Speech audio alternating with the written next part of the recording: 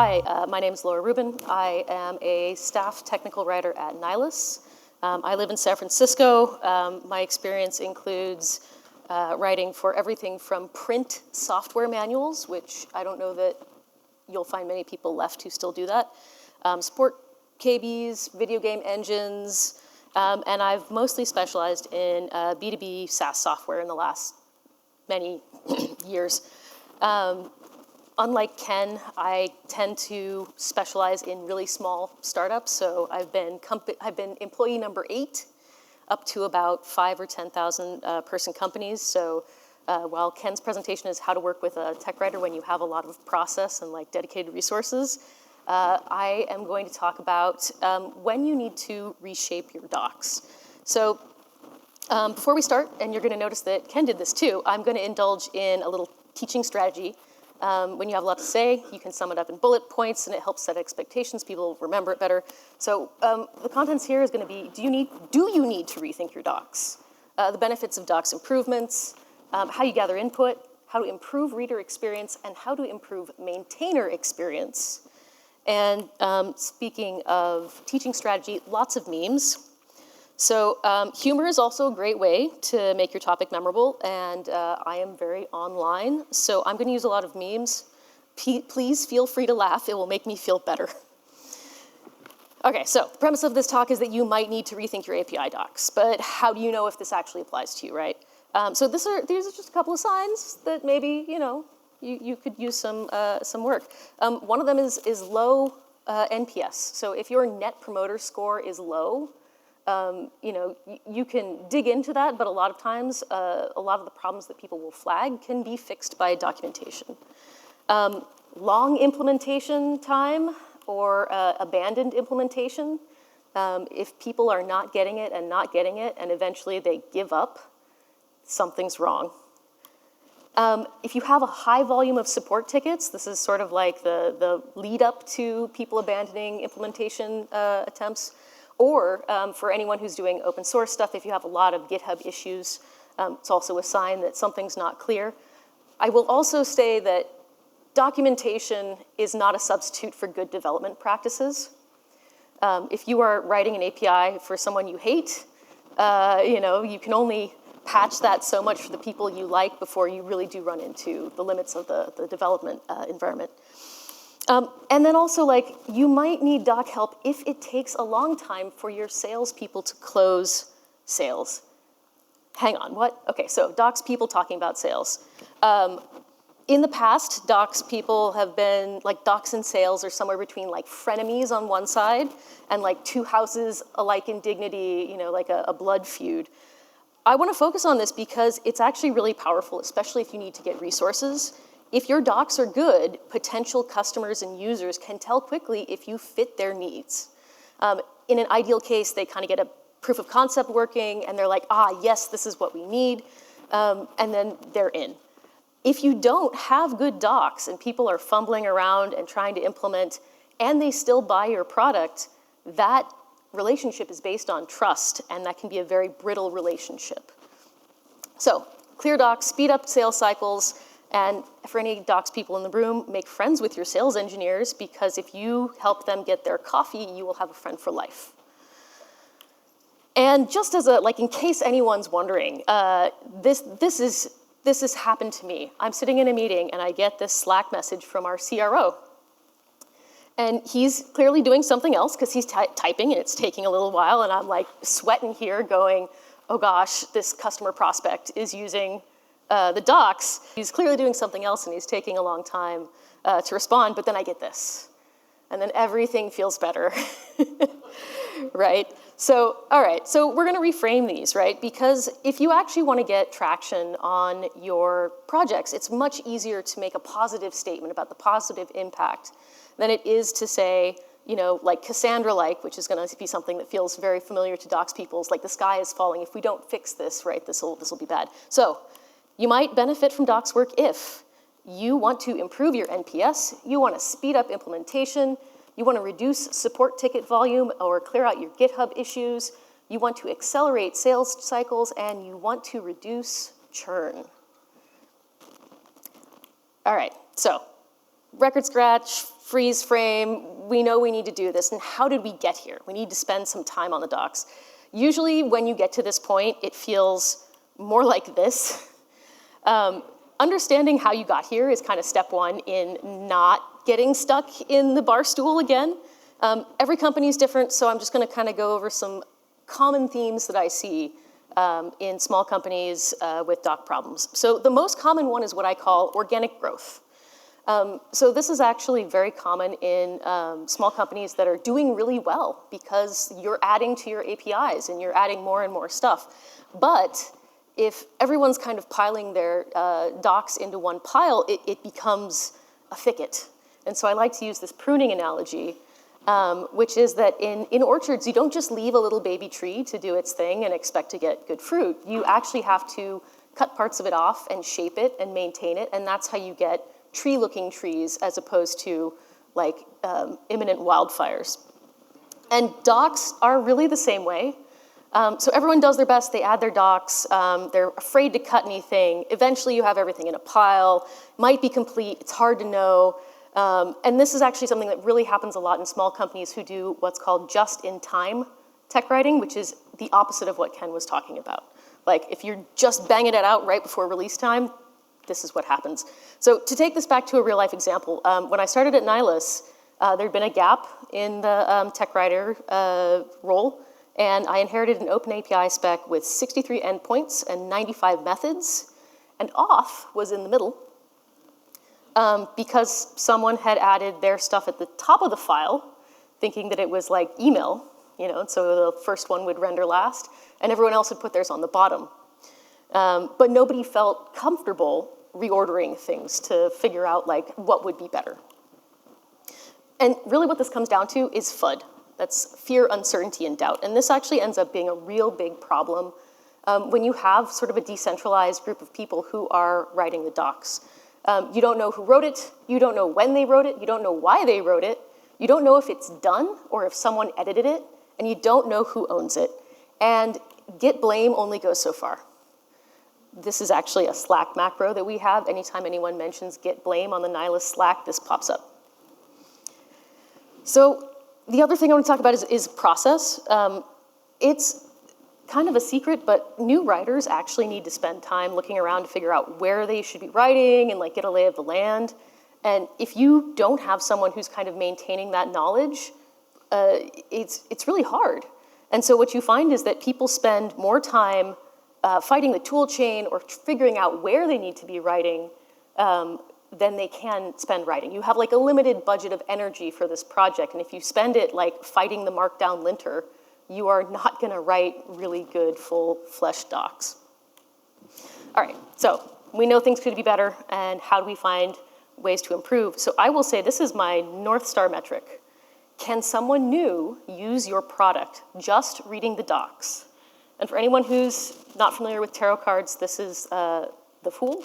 He is starting out his journey. He is blithely unaware. He is innocent. And he's also, if you hadn't noticed, about to step off a cliff.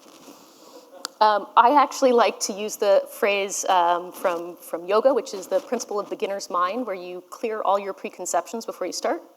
But you, as someone with experience, like using the thing that your company or group is building, will be biased. So this is a good one to get some actual like external parties in. What I really like to do is actually throw new hires at this. As long as you didn't add like try out our APIs as part of your interview process, this is a great way to get someone who's unfamiliar with your product or APIs and watch them struggle. And it's hard to do, and there's a lot of great information about running user studies effectively without like guiding the user. All that stuff's online. I really love to encourage people to do it at least twice a year. Everyone, not just support, not just docs. Everyone should be doing this. And I will also say, make sure you do this without using external resources like GPT, and I say this for this reason. Garbage in, garbage out. GPT has to have good docs to be trained on, and if your docs are bad, they are not going to help you or this person. So get the docs good first, then train the LLM. Okay, Your other source of truth is going to be support. They know where all the bodies are buried. They know the bug reports, they know what's confusing users, they know what pages they send out all the time in response to questions. Usually that's actually a sign of a usability issue in the docs rather than a content problem. They know where people are getting hung up. They know where there's frustrating UX. As a docs person, frustrating UX is something you can sometimes write around, but often if you're working really closely with an engineer, it's a great time to say, hey, instead of calling this ID, could we call it calendar ID so that it's more clear which of the 5 IDs this could be? And just kind of making these little adjustments that they add up over time. Also, reader feedback is important. In open source, that's much easier to do. You get your GitHub issues, you get PRs. I've also been known to put a mail to link at the bottom of my docs that says, hey, do you have feedback? You can get some automated tools. They're like thumbs up, thumbs down as a service, if you feel you need that. But as a counterpoint, they're gonna lie to you. They're gonna be mad. They're gonna feel bad about, okay, they will never feel bad about typing abuse into a box. Let's be real. So if you actually look at their behavior through analytics dashboards and other things, you can actually see what they're doing. You can look at your bounce rate. You can look at how many pages get referred from different sources. And that sort of stuff does not lie. Okay. Another thing to talk about is search logs, search analytics. Look at what people are looking for. That gives you 2 things, either like what products are most popular or what products are most confusing. So you'll have to level set a little internally. Are people finding it? And also I'd like to point out the searches without results section in these is always really fascinating. To give you an anecdote, a company that I used to work for had bought their domain from a company that did small business website development. And we started getting all of these like negative ratings and feedback. And we looked at our search logs, and it was because they were still looking for WordPress development in our big data analysis tool. Whoops. Okay, so how do you approach this? I like to look at this in a 2-pronged approach. So you can consider the reader side, which is kind of like harm reduction until it's good. And then the maintainer side, because once you do have good docs, usability for the people who are maintaining them is how you keep the docs good. So for readers, we're going to go through this a little quick because nobody came here to actually learn how to do tech writing. I will say the first thing, and particularly a hazard of API docs, is to zoom out. Because you can have a perfectly described endpoint, but if you don't know how it goes together with the rest of them, it just looks like this jumble. When really what the users want is instructions, right? So you can have this perfect calendar API, but if you don't know how to get the calendar API connected, what are you doing, right? I'll also say, not everyone wants to build the little white cabin on the little green box, but having that as an example gives people sort of the creative space to play with what they've got. So code samples, examples, use cases, that stuff is wonderful to provide. Don't make people guess. Another one is organizing, right? So even if it's just putting things in alphabetical order, the reader will always assume, always, that there is some purpose to the order, and they will try to guess what it is until they have tried everything they can think of, and then they're just like, you guys are chaos. So back to that example, among those 68 endpoints, folders was at the top, I mentioned. So people started thinking like, was folders the first thing I need to implement? No, folders is an accessory on the email API, but because it's at the top, people are trying to figure out, why. I will say that you can also do a lot of different types of organization. You can do very, very granular, search tagging and things. The important thing in both of these slides is not how detailed they are, but that you can find a red brick very easily. And consistency is also really important. Structuring your docs consistently. I saw that called as similar hallways. In docs land, I've heard this called building a mental model. So if you can format your docs consistently, you have separate buckets of types of content. Maybe you have introduction, procedures, and reference. This is kind of a standard docs way of approaching things. Then when people are returning to your docs or reading other parts of your docs, they will know what part they are looking for naturally.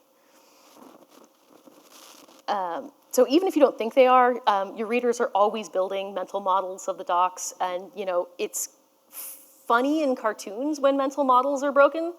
The coyote gets it from his invention, but they're not funny for your readers. So the last one is standard reader-facing stuff. Write well. Omit needless words. The worst thing is you open up a new project and you look at the docs and it is this wall of text, and you kind of have that like JBC guy in the armchair, like your hair is blowing back. You don't want to present them with a wall of text. Similar to that, you also want to use something called progressive disclosure. So you start with the basic thing that they need to know and then build on with that. So I called folders an accessory topic, right? Because if you are working with email, the main thing you want to deal with is email messages and sending. Folders are kind of like a cool thing on the side. So I would not open with describing folders in my email docs. I might mention that they exist, but I wouldn't go into them.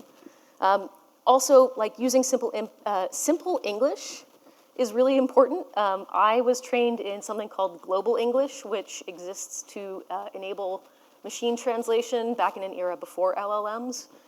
It sucks all the life out of your writing, but it is very, very, very clear. And then avoiding past tense and passive voice. So if you say, you make this request and the API should return a 200, it does. Be confident. It does. If you say it should, then it's like, what are they not telling me, right? And then there's also the thing about passive voice. The message will be returned by, there's this great sort of turn of phrase, like for detecting passive voice, will be returned by zombies. Just add by zombies to everything. That's passive voice. Instead of returned by, the server, you say, Nylas returns a 200 response. Cool, okay, maintainer stuff. So this is all about dispelling fear, uncertainty, and doubt, passing down information, sharing work, and letting the robot do some work. So the first thing we talked about pruning. So the antidote to needing to prune is ownership. And this is like the hard one. If you have to have one person whose job is the docs, find that person. If you can't do that, split it up. Make sure that the people who are building certain areas of the API know what's in their docs and are responsible for it. This could be co-owning it. There's a lot of places where PMs, devs, support people are kind of obliged by the size of the company to write docs, and that's fine in the short term. But I will always point out that nobody goes to PM boot camp or code school to learn to be a tech writer. There is a separate boot camp for that. And when docs are everyone's last, tick box on their launch checklist, everything suffers. Write things down. This sounds really silly coming from a tech writer, but write things down. It doesn't even have to be perfect docs. The README in your repo does not need to be this beautiful angels singing example of technical writing. It has to tell you how to get the project stood up. And even slightly outdated docs are better than nothing, right? The process isn't the docs. It doesn't have to be perfect. You can iterate. And I always think of it as pruning your decision tree, right? What am I doing? Well, now I have 2 options instead of 23. The last thing I'm going to talk about for a bit is tooling. Opinionated tooling also helps reduce decision fatigue. Plugins and linters are a huge help, especially because if you're working a lot with open API specs, your devs are not going to be total impresarios in open API spec formatting. It took me asking 2 different groups to figure out where I was supposed to put the require thing. We used the Redoctly linter, and that was great. They're also Grammarly and Veil prose linters. And of course, git blame. Make it easy, If you have a long thing that you repeat a lot, make it shorter. And I'm running out of time, apologize. We talked about how to tell when your docs need help, what's wrong, find user-facing content, and we're gonna take questions after this. So, thank you.